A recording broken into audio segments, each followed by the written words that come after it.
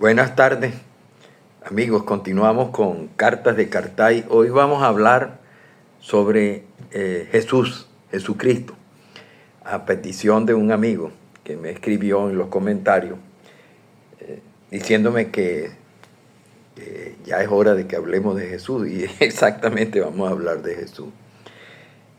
Jesucristo, en realidad hay dos denominaciones de Jesús. La denominación de Jesús es una denominación griega, y Jesús, pero la que ordinariamente tenía era Yoshia, que era una denominación aramea. Lo cierto es que Jesús viene del griego, y Jesús nació en una ciudad cercana. Algunos dicen que es Jerusalén, otros dicen que es Nazaret. En realidad parece que él nació en un sitio llamado Judea, que quedaba en la Palestina romana. Era Palestina romana porque había sido ocupada 64 años antes por los romanos, y habían creado pues una serie de, vamos a llamarlo así, de asentamientos cercanos a Nazaret. Judea quedaba a 10 kilómetros de Nazaret, y en el sitio donde se dice que nació Jesús se levantó una iglesia, la Iglesia de la Natividad, que ha tenido muchísimos problemas para su conservación. Bueno, lo cierto es que allí nació Jesús, hijo de un carpintero, José, y de una ama de casa llamada María. Es interesante decir eso, porque la comida, lo que comía Jesús, era prácticamente la comida de una familia relativamente media, sin muchísimos recursos, de la Palestina romana, ¿no? Y entonces, y por supuesto, y también su aspecto, ¿no? El aspecto de Jesús era un aspecto propio de la gente del Medio Oriente, pues la piel un poco morena, porque vivía en una zona, aparte de la genética, vivía en una zona pues donde hacía un sol demasiado intenso, eran zonas cálidas, tropical, vamos a llamarlo así. Y por supuesto el aspecto de Jesús mostraba esas condiciones de vida. Entonces él genéticamente, él tenía también, diríamos, características de la gente de su pueblo, pues la gente judía de su pueblo, de Judea. Y él tenía la nariz aguileña, tenía los ojos marrones al parecer, tenía también el cabello corto o largo, depende de la interpretación, ya voy a explicar. Y tenía barba o era imberbe, también depende de la interpretación y de quién es el que está hablando, ¿no? Él medía 1,60 m. La gente puede preguntar, ¿y por qué tú lo sabes? Bueno, no es que yo lo sé, sino que he leído, pues por supuesto, historiadores y antropólogos y arqueólogos que han revisado esqueletos de Palestina del siglo I, y donde más o menos un promedio de unos 60 metros de altura, es decir, esas eran una de las características diríamos de la gente de la zona. También él vestía túnicas, como todo el mundo, todos los hombres vestían túnicas, y también las mujeres, y él usaba sandalias también, como todos los demás. O sea que Jesús era un hombre de apariencia relativamente común, a diferencia de otros. En Palestina existía una enorme desigualdad, y había ricos que vestían con túnicas, diríamos, muy vistosas y caras, pues. Y comían, por supuesto, completamente diferente a como comía Jesús. Jesús pertenecía, diríamos, a la gente común, pues. Y no, y bueno, aparte de eso, de que los romanos perseguían en cierta manera a los judíos, pues, y tenían que huir.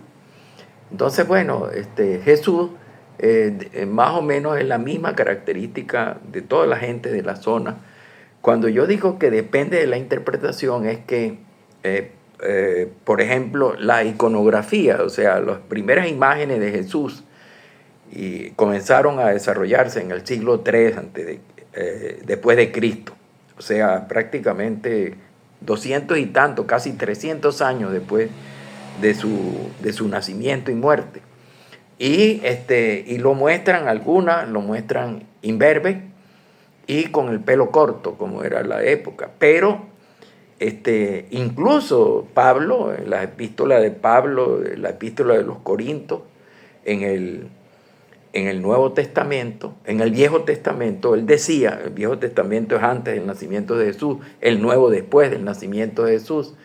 En el Viejo Testamento decía que era una deshonra o era vergonzoso que un hombre llevara el cabello largo. Eso da una idea de que probablemente Jesús no tuviera el cabello largo, ni tampoco era común el cabello largo en la época, era mejor el cabello corto. Incluso las descripciones que se hacen de los romanos contemporáneos a Jesús era que utilizaban barba, pero una barba corta y muy bien afeitada, sobre todo los dignatarios, los ricos, las personas de mayor capacidad económica, y usaban el cabello corto, o sea, usaban barba y el cabello corto. No era común utilizar la barba larga.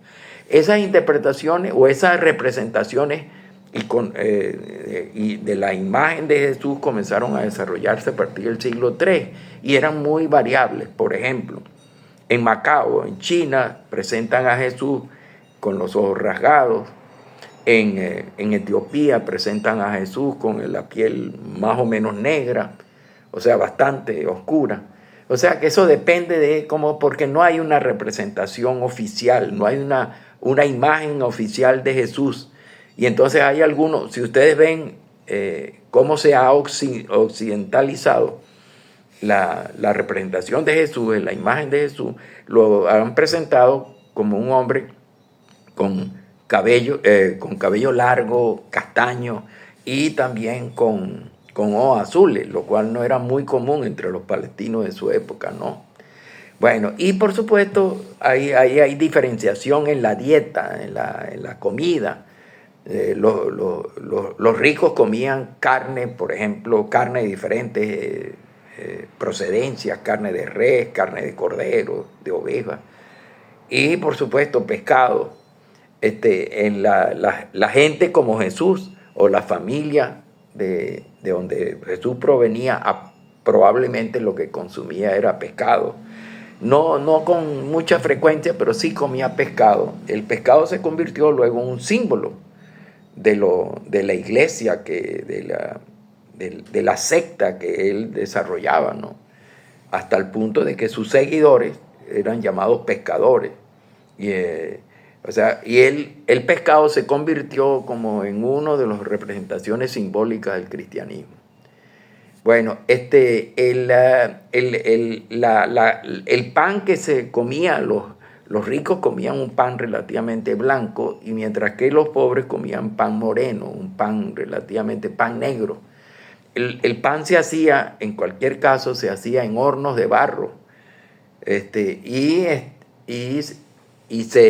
y se comían, aparte del pan, se comían legumbres, particularmente lentejas, garbanzos, habas, preparadas por lo general en guisos, y muy poca carne roja, solamente lo comían los ricos. También los ricos comían huevo, muy pocas veces se comía huevo entre los pobres.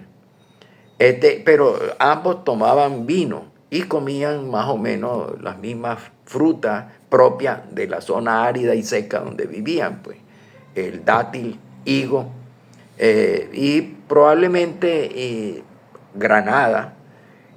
Los ricos sí tenían acceso a alimentos traídos de otras tierras. Aparte de esa, era muy consumida la aceituna. Y por supuesto que es la materia prima para el vino, que era prácticamente... el agua potable era muy complicada en aquella época. Entonces, para poder hacerla más, quitarle las bacterias, pues le agregaban algún sistema de ácido o, o fermentado. Generalmente se tomaba el vino mezclado con agua. El vino que se tomaba mayormente era un vino tinto y se comía, por supuesto, la uva. Una de las primeras representaciones que se dan sobre lo que comía Jesús iconográficamente es la Última Cena. Es un mural pintado, un mural de aproximadamente 8 metros de largo por casi 5 metros de altura, que fue pintado por Leonardo y sus ayudantes en una pared de un convento dominico en la parte del refectorio donde comían las monjas. Y entonces en ese convento dominico de Santa María del Gracie, que se encuentra ubicado en Milán, allí fue que se pintó la Última Cena, y que ha tenido algunos retoques, ¿no? Porque siempre las condiciones en que se pintó no eran precisamente las más convenientes, ¿no? Allí, cuando ustedes observan, ahí, por ejemplo, yo he visto esa pintura, he visto muchas representaciones de esa pintura, incluso con un grado fuerte de detalle, y ahí yo no vi cáliz. Pero sin embargo, cada vez que uno habla sobre el texto de la Última Cena, se dice que, los que describen, se dicen que Jesús levantó su copa, levantó el cáliz, pero en realidad ahí no hay cáliz. Ahí, por supuesto, se tomaba vino tinto, y se comía pan hecho en horno. El pan era un pan ácimo, o sea, un pan sin levadura, un pan aplastado, un poco aplastado, no el pan que nosotros conocemos actualmente, ¿no? Se comía también algunas frutas como higo seco, endulzado con miel, dátil, aceituna, pero la comida central de la Última Cena fue cordero asado. Esa comida, cordero asado, era la comida emblemática o simbólica de la liberación de la esclavitud en Egipto. Y entonces esa era la representación simbólica de ese proceso, ¿no? Allí se produce en la Última Cena, es llamada Última Cena porque es la última cena, la última comida que Jesús comparte con sus discípulos, sus 12 discípulos.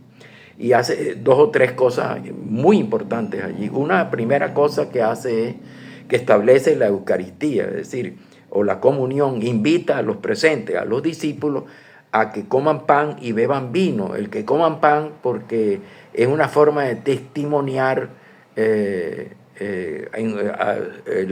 homenaje a Él, porque es la última vez que Él va a estar allí. Él dice que va a ser entregado, Él va a ser traicionado. La segunda cosa es que Él predice la traición de uno de los discípulos.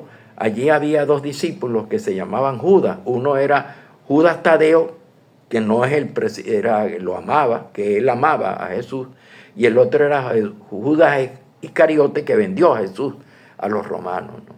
Y se convirtió diríamos, la representación de la traición. Generalmente la traición siempre se produce cercano a uno, es decir, nadie que está muy lejos lo traiciona, porque uno ni se entera, pero la traición de la gente propia, de la gente, diríamos, que comparte cosas con uno, que comparte amistad, es la verdadera traición, es la que rompe o viola la confianza y el afecto que uno tiene con esa persona, que es un vínculo. Entonces, bueno, allí se produce el nacimiento o la institución de la Eucaristía o el acto de la comunión con el compartir el pan y tomar vino.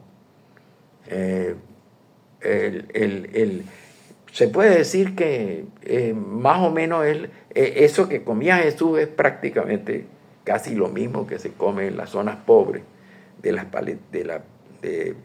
Palestina actual. Acuérdense que Palestina era un territorio que cuando nació Jesús era Palestina romana.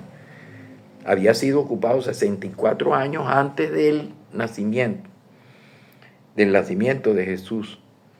Y bueno, allí espero haber, de acuerdo con esas investigaciones, sacadas todas de especialistas, de historiadores o teólogos que han estudiado los sistemas alimentarios de la época del siglo I, por razones, diríamos, generalmente eso no, son investigaciones de lecturas que yo he hecho de esos teólogos y esos historiadores, que, bueno, que han estudiado también la obra, por ejemplo, en la última zona, la obra de Leonardo. Hay libros que se han escrito sobre toda la lentitud que Leonardo tuvo. Leonardo duró pintando ese cuadro de la Última Cena, que es un mural de esas dimensiones, que yo le dije, casi 8 por casi 5 metros de altura, 8 metros de largo. Él duró 3 años, desde 1495 y 1498. Leí un libro muy interesante sobre esa pintura y sobre Leonardo, que Leonardo estaba en una situación bastante difícil desde el punto de vista económico, y él andaba siempre con un grupo de trabajadores que eran sus asistentes y no tenía cómo alimentarlos y cómo, pues, darles vino. Y entonces él se quejaban muchísimo la gente del convento porque estaba acabando, él y sus ayudantes estaban acabando con las provisiones alimentarias del convento de Santa María. Era un convento dominico, ¿no?, de Santa María dei Grassi en Milán. Bueno, espero que les haya interesado este video que acabo de... y que le den, invitándolos a que le pongan clip, si les gustó, que le den me gustó, le dan like, y que hagan comentarios si tienen algunos puntos que necesitan, que ustedes quieren que más adelante en otro video yo pueda desarrollar. Bueno, nos vemos entonces en la próxima video. Los aprecio mucho y seguimos diríamos, con nuestra programación. Gracias.